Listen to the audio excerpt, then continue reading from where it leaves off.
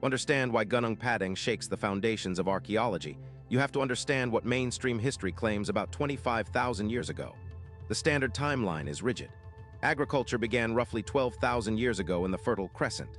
The first cities, Jericho, Saddle-Huruk, emerged around 9,000 BCE. The first monumental architecture, Göbekli Tepe in modern Turkey, dates to 9,600 BCE. Before that, the official story says humans were nomadic hunter-gatherers. They lived in caves and skin shelters. They did not move 300-ton stones. They did not align structures to the stars. They did not pour concrete. Now hold that timeline in mind because we will get to the concrete in a moment, and that is where it gets counterintuitive. In 25,000 BCE, the Earth looked nothing like it does today. Sea levels were 120 meters lower. A massive landmass called Sundaland connected modern Indonesia, Malaysia, and parts of the Philippines into a single subcontinent the size of India. The last glacial maximum was approaching. Mammoths still roamed Siberia. Neanderthals had only just gone extinct in Europe. Homo sapiens had reached Australia maybe 40,000 years earlier, by boat somehow, but the prevailing view is that civilization, with capital C, was still 13,000 years in the future. Gunung Padang says no. The site sits on a volcanic plateau 885 meters above sea level. From the surface, it looks like a stepped hill, 5 terraces of stacked basalt columns rising toward a summit. Dutch colonial surveyors first documented it in 1914 in the Rapport van de Oudheidkundigdienst, the Colonial Archaeological Bulletin. They called it a megalithic site, dated it to roughly 2,500 years old, and largely forgot about it. For almost a century, nobody questioned that date. That changed in 2010 when a geologist named Danny Hillman Natawajaya decided to look beneath the surface. Natawajaya is not a fringe figure. He earned his PhD from Caltech in 2003 under the legendary seismologist Kerry C. He worked on the 2004 Indian Ocean earthquake studies. He is a senior researcher at Indonesia's National Research and Innovation Agency, BRIN. When he applied geophysical survey techniques, ground-penetrating radar, seismic tomography, electrical resistivity, to Gunung Padang, he expected to find what everyone assumed was there, a small ceremonial site built on top of a natural hill. Instead, he found a structure. His team's radar imaging revealed not one but 4 distinct construction layers stacked vertically inside the hill. The top layer, the visible megalithic terraces, dated to roughly 3,000 to 3,500 years ago, already older than the colonial estimate. Beneath that, a second layer of organized stone. Beneath that, a third. And at the deepest level, between 15 and 30 meters below the surface, the radar showed large hollow chambers and structured columns of basalt. If this is landing, save this video. You will want to come back to this one. In 2012, his team drilled core samples down through the layers.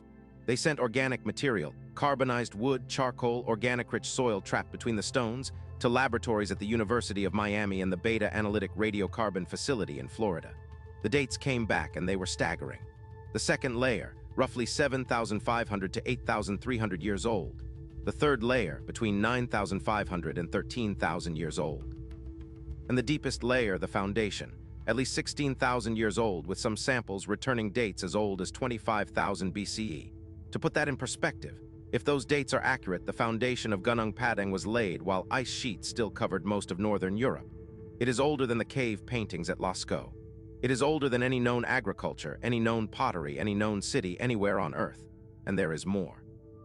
The team identified what appeared to be a binding material between the basalt columns in the deeper layers, a substance composed of roughly 45% iron, 41% silica, and 16% clay, mixed in proportions that geologists do not see in natural volcanic processes. In a 2014 paper, Natawajaya described it as an early form of cement. Cement, at 16,000 BCE. This is where the story turns from archaeology into politics. When Natawajaya first presented his findings, the Indonesian government took an unusually direct interest. President Susilo Bambang Yudhoyono personally toured the site in 2014 and authorized a national task force to continue excavation. For a moment, it looked like Gunung Padang would be studied with the seriousness it deserved. Then the international archaeological community pushed back, hard. In 2014, a coalition of 34 Indonesian and foreign archaeologists signed an open letter to the president demanding the excavation stop.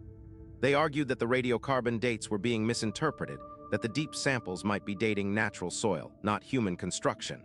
They argued that Natawajaya, as a geologist rather than an archaeologist, was overstepping his expertise. The political support evaporated. Funding dried up. The dig effectively halted. But here is what nobody tells you. Natawujaja did not stop. He kept publishing. And in October 2023, his team, alongside co-authors from BRIN and from the Geological Agency of Indonesia, published a peer-reviewed paper in the journal Archaeological Prospection titled Geoarchaeological Prospecting of Gunung Padang Buried Prehistoric Pyramid.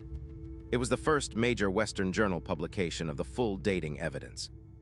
It concluded that the deepest construction phase was likely between 16,000 and 27,000 years old. For 4 months, that paper stood as the most controversial archaeological claim of the decade.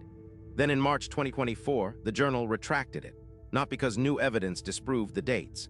The retraction notice cited a major error, specifically, that the carbon-dated soil samples could not be definitively tied to human construction. Critics argued the soil could have been deposited naturally between naturally occurring basalt columns over millennia. Natawujaja's team rejected the retraction. They pointed to the precise geometric arrangement of the columns. They pointed to the binding material. They pointed to chambers detected by 3 separate geophysical techniques. Soil does not arrange itself into chambers, and here is the detail that lingers. In 2014, during one of the early drill campaigns, the team recovered a small metallic object from roughly 4 meters down, a coin-like disc that, depending on the source you read, dated to between 5,000 and 11,000 years old. It has never been fully analyzed or publicly displayed. The Indonesian government has not released the lab reports. It exists in the official excavation logs, and then it disappears. That is the piece of evidence nobody has explained. So what was Gunung Padang? If Natawujaja is right, even partially right, then somewhere between 16,000 and 25,000 years ago, on the highlands of what is now Java, a group of human beings organized themselves to quarry, transport, and arrange massive basalt columns into a stepped pyramidal structure. They bound those columns with a primitive cement. They aligned the site to true north. And they did all this thousands of years before any culture we recognize had agriculture, writing, or permanent settlement. This is not just a question about one hill in Indonesia. It is a question about the entire human timeline. The submerged landmass of Sunderland was flooded as sea levels rose between 14,000 and 7,000 years ago, the same window in which sites like Göbekli Tepe in Turkey, Karahan Tepe nearby, and underwater structures off the coast of Japan, India, and Cuba all appear in the archaeological record. The pattern keeps surfacing. Complex structures, sophisticated stonework, astronomical alignments, all clustered around the end of the last ice age. The Stanford archaeologist Ian Davidson called this period the silence before history, and Gunung Padang may be the first voice breaking that silence. The reason it was forgotten is depressingly simple. Modern archaeology was built in 19th century Europe on the assumption that civilization moved outward from Mesopotamia. Sites that contradict that model, in Indonesia, in Anatolia, in South America, face a higher burden of proof than sites that confirm it. When colonial surveyors looked at Gunung Padang in 1914, they saw a hill with stones on top and recorded it as Iron Age. They never drilled. For 96 years, nobody drilled. The Indonesian Ministry of Education and Culture currently classifies Gunung Padang as a cultural conservation area at the national level. Tourists can walk the upper terraces. The lower layers remain sealed. The full excavation that would settle the question once and for all has never been authorized. Drop in the comments. Do you believe a civilization existed before the Ice Age ended? One word, yes or no. CTA 1213 Min. If forgotten history grips you the way it grips me, subscribe and hit the bell icon. New hidden history every day. There are dozens of sites like Gunung Padang, submerged structures off Yonaguni in Japan, the pre-Clovis tools in Chile that predate every accepted American settlement, the copper mines of Lake Superior that produced 500 million pounds of metal that simply vanished. We are excavating one of these every week on this channel. But that is only half the story. The next part is where most people get this completely wrong. Outro 1315 Min. Here is what the centuries teach us. Every generation of historians believes they have the timeline right. Every generation discovers they were wrong. The Romans thought the Egyptians were unimaginably ancient. They were right by their math, and they were still 4,000 years off. The Victorians thought Troy was a myth until Heinrich Schliemann dug it up in 1870. The mainstream consensus said no humans lived in the Americas before 13,000 BCE, until the Monte Verde site in Chile pushed that back to 14,500, and then the White Sands footprints pushed it to 23,000. History is not what happened. History is what we have found so far. Gunung Padang is the next find. It may not be 25,000 years old. It may be 14,000. It may be 9,000. But every honest measurement so far says it is older than civilization is supposed to be, and that single fact is enough to redraw the map. The lost story of Sunderland, the entire submerged continent that may have given us our first cities, is the one most people have never even heard of. If this hit, my video on Sunderland, the drowned continent beneath Indonesia, will make even more sense now. In the highlands of West Java, Indonesia, a buried structure called Gunung Padang may be the oldest pyramid on Earth. Carbon dating places its deepest construction layer at up to 25,000 years old, over 20,000 years before civilization is supposed to have begun. This documentary unpacks the full evidence: the 2010 geophysical surveys, the radiocarbon results from US labs, the controversial 2023 paper, its 2024 retraction, and the mysterious metallic disc recovered during early excavations that has never been publicly analyzed. Was Gunung Padang built by a forgotten Ice Age civilization? Or is mainstream archaeology missing the bigger picture of human history? We examine the geology, the politics, the suppressed evidence, and what this site means for the lost continent of Sunderland. Timestamps: 00, 00, the 25,000-year-old impossibility, 00. 45, what history says about 25,000 BCE, 03. 00, the geologist who looked beneath, 06. 00, the retracted paper and the missing coin, 09.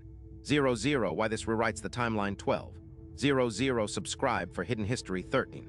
00, what the centuries teach us, subscribe and hit the bell icon for new hidden history every day. Gunung Padang, lost civilization, ancient history.